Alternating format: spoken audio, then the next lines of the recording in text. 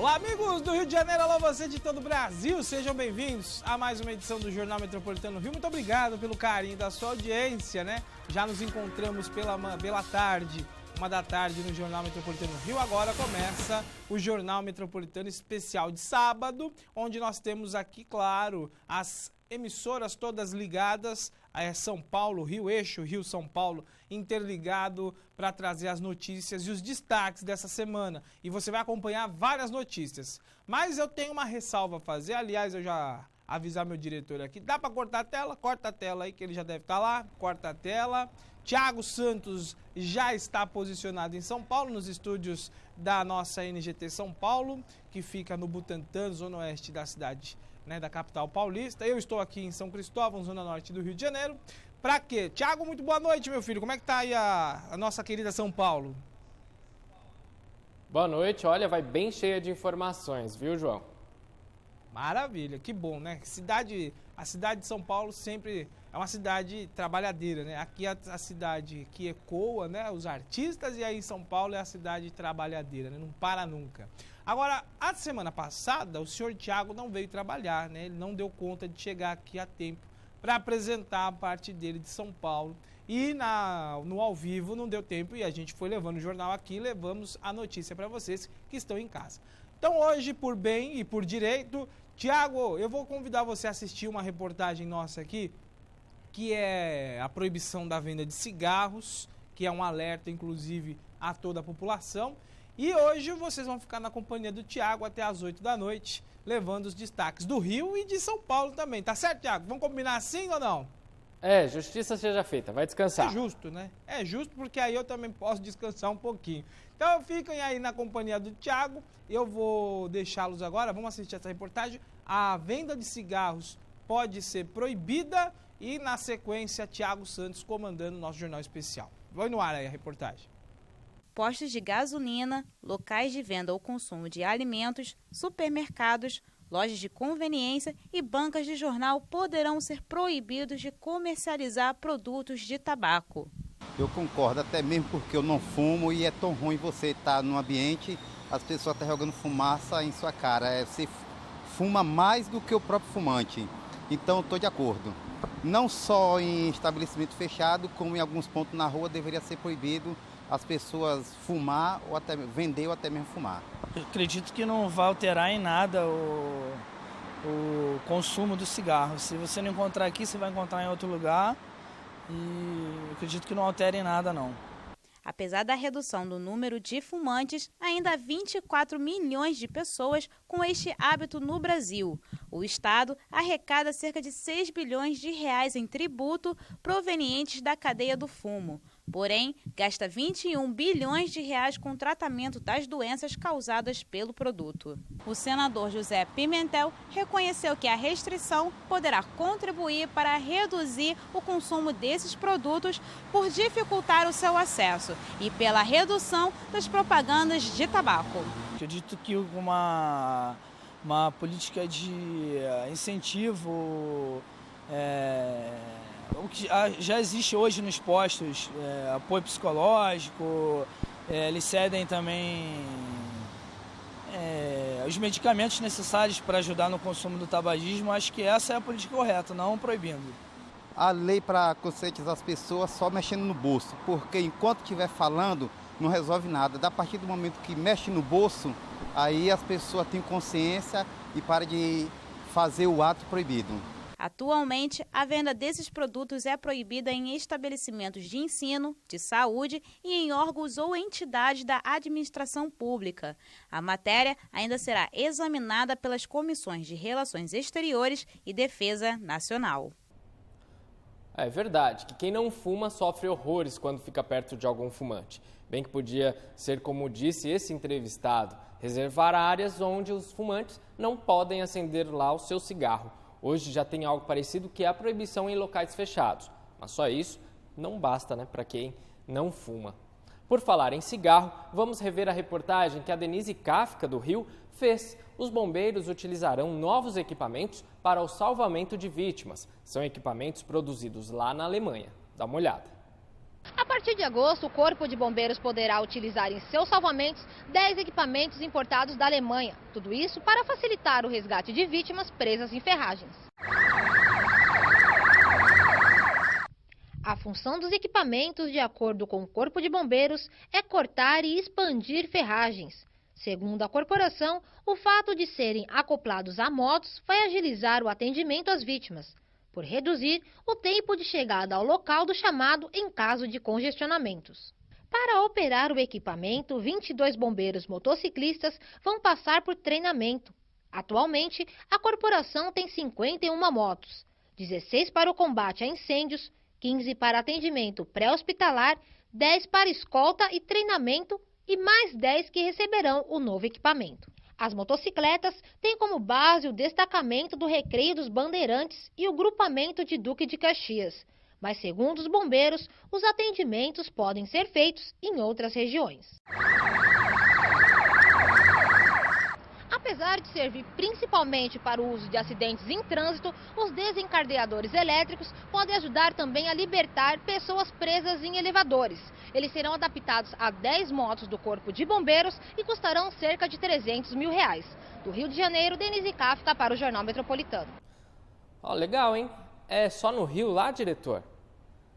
Seria bom, né, que os nossos bombeiros aqui de São Paulo tivessem equipamentos melhores. Já como disse o João no começo do jornal, São Paulo é uma cidade que não para. Nosso trânsito aqui é aterrorizante. Ontem, por exemplo, a capital paulista registrava 9 acidentes às 9h30 da manhã. Além disso, pelo menos 40 semáforos estavam com problemas. A pista molhada após as chuvas da noite desta quinta-feira e os faróis quebrados contribuíam para as colisões, nos informou a Companhia de Engenharia de Tráfego, a CET. E quem conhece São Paulo sabe muito bem que este horário as vias já estão travadas. E se estes equipamentos podem ser acoplados às motos, facilitaria muito no resgate. Agora, um problema para os adolescentes. Sabe quando você acorda e olha no espelho aquela decepção? Uma acne, ou popularmente conhecida como espinha. E aí, para sair de casa, o jovem coloca maquiagem, curativo adesivo, tudo para disfarçar. Você sabia que muitos alimentos contribuem para o aparecimento das espinhas? Conhecer o seu tipo de pele seca, mista ou oleosa é importante para prevenir cravos e espinhas. Um problema que atinge 90% dos adolescentes e metade da população adulta. No Jornal Metropolitano, a dermatologista Daniela Lemes explica como evitar a acne e as cicatrizes ou manchas deixadas por elas. Então, a acne na adolescência, ela comete por causa da alteração hormonal, né? Aquele estímulo hormonal, essa fase de aumento do estrogênio, da testosterona. Então, nessa fase da puberdade, realmente aumenta a acne, a oleosidade da pele também. Os homens procuram mais o médico, são 2 em cada 10. E a região centro-oeste é campeã de casos. 7 em 10 moradores apresentam problemas na pele, alterações. E cuidar dela não é questão de vaidade nem de estética, mas sim de saúde. Bem, o cravo, na verdade, você tem um acúmulo de secreção naquele local e que pode ter uma proliferação bacteriana que vai ocasionar a espinha. Então, a espinha, na verdade, é quando você tem aquela presença de pus, né? Uma inflamação mais intensa, vermelhidão, fica inchado no local, né? Então, o cravo, na verdade, você pode ter uma acne que a gente chama de comedoniana, que é só com os cravos. Esses cravos, essa acne comedoniana, ela pode evoluir para uma acne com pus, com secreção, com uma infecção bacteriana mais importante. Tanto a pessoa que tem cravos, quanto a pessoa que tem espinhas, não é recomendado espremer em casa. É recomendado fazer uma limpeza de pele, ir num dermatologista para ter uma recomendação de produtos que ela vai utilizar em casa, uma limpeza adequada com sabonete específico. E a limpeza de pele vai ser importante, principalmente pela extração dos cravos. Clima, alterações hormonais na adolescência, tendências individuais e até ansiedade antes de eventos importantes podem causar o problema. Bem, a questão da alimentação em relação à acne, a gente vê cada vez mais que realmente todos os tipos de alimentos, a alimentação quando é desregulada, uma alimentação rica em gorduras, você tem uma piora da pele como um todo. A gente vê isso não só na acne, mas com outros casos como rosácea, a pele fica mais inflamada. Mas no caso da pessoa que tem acne já, tem uma pele oleosa,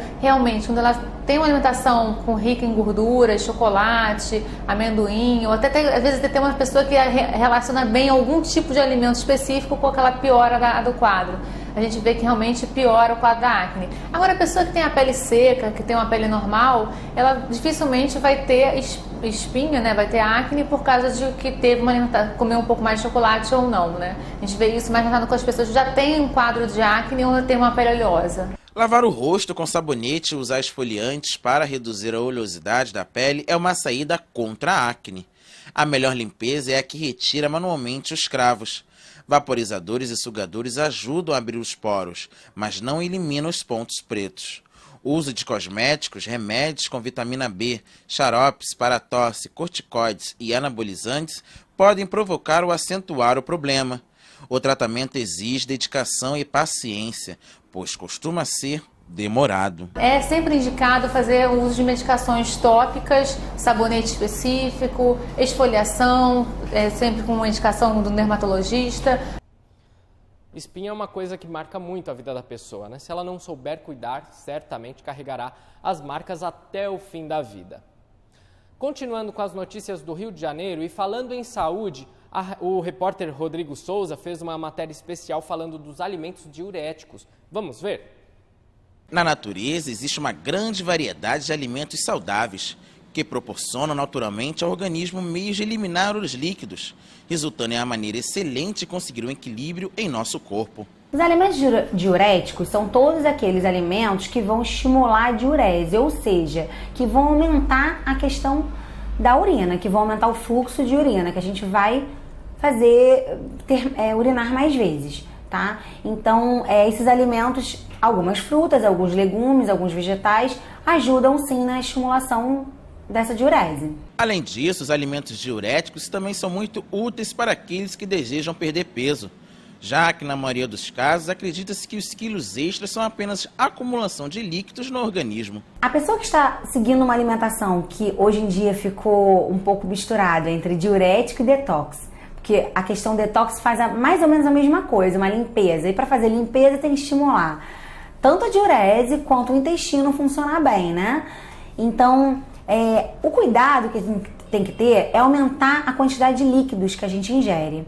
Porque se a gente está estimulando que esse líquido saia, a gente tem que ter um cuidado para que a gente não acabe desidratando, tá? E muitas vezes a gente tem uma queda de rendimento, a gente fica com cansaço e a gente não consegue identificar exatamente o porquê. Na verdade, nada mais é do que uma desidratação leve, porém já sintomática. Agora daremos uma lista de alimentos diuréticos que podem ajudar a perder peso ou a evitar a retenção de líquidos. Utilizando esse tipo de alimento, a gente vai estar evitando a retenção de líquidos, né?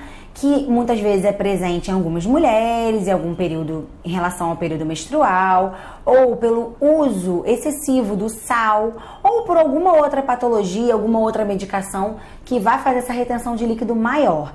Então, esses alimentos a gente pode utilizar como uma forma natural, né? Algumas frutas como melão, abacaxi, melancia, são frutas que têm uma quantidade maior de água e também são diuréticas. E também lançar mão dos chás, né? Que eles são aliados importantes nesse sentido, que vão realmente estimular a gente evitar essa retenção de líquidos. Existe uma grande variedade de alimentos que podem ajudar a eliminar líquidos do corpo. Você pode escolher os alimentos que mais goste ou combinar vários deles, consumindo um a cada dia. Desta maneira, pode manter o seu corpo saudável, com peso ideal, sem ter a necessidade de recorrer a dietas extremas que podem afetar gravemente a saúde. Nada mal, hein? O problema é que muitas pessoas se enganam quanto a alimentos diuréticos. Muitos pensam, por exemplo, que a cerveja é diurética, porque depois de ser ingerida a pessoa urina bastante. Mas, na verdade, ela causa um efeito de desidratação, o que é muito pior. E aí as pessoas se enganam com alimento diurético, achando que a bebida, a cerveja, é diurética. A seguir, morreu nesta semana Ariano Suassuna e amante do motorista esquartejado em Higienópolis confessa o assassinato e o esquartejamento. Fica aí, o Metropolitano volta já já.